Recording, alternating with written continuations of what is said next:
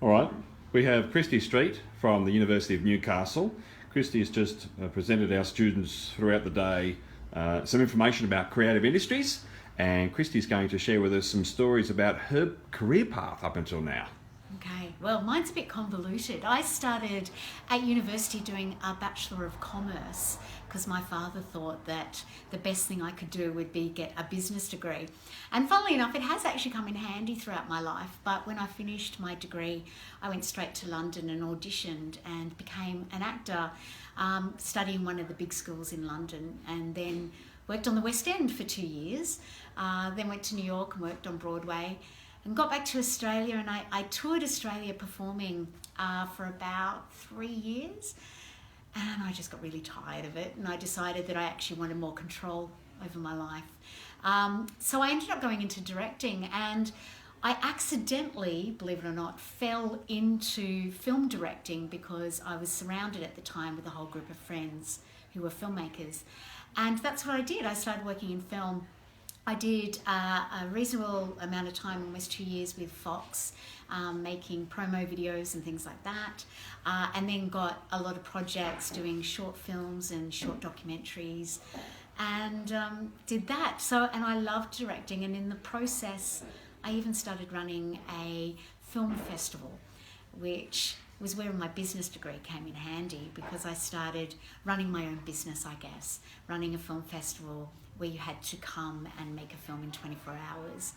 And then my life took a whole nother turn, and I'm now teaching media production at university. So I've gone almost full circle, coming right back around to university and now teaching what I love to do. Very interesting, Christy. So would you imagine, therefore, that diversity in creative industries is very much part of a career path? Well, yeah, I think if you're a creative person, you're going to continue to find what challenges you. And that's what happened for me. I just kept finding what challenged me. And I thought it was really interesting when I got to be doing the film festival thing, because all of a sudden my sort of left brain and my right brain met.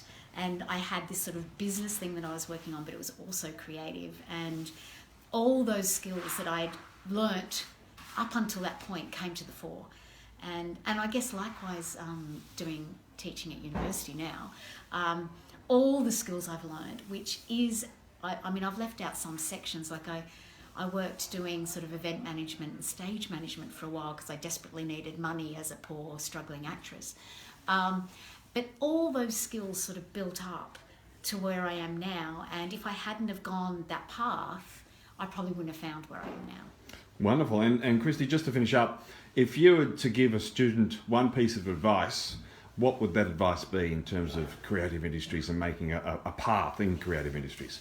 The biggest piece of advice I can give you is to do it. And I don't mean sit around talking about it. I mean, if you want to be an artist, pick up that pen and do it. If you want to be a filmmaker, grab your phone, grab a camera, make films.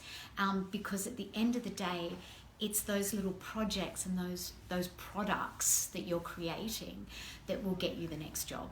And on top of that, you've always got to be enthusiastic, and every person you meet is a possible job, you know, and so you want to, when you work with people, leave them with a really good impression so that they think of you next time they're looking for someone to direct their film.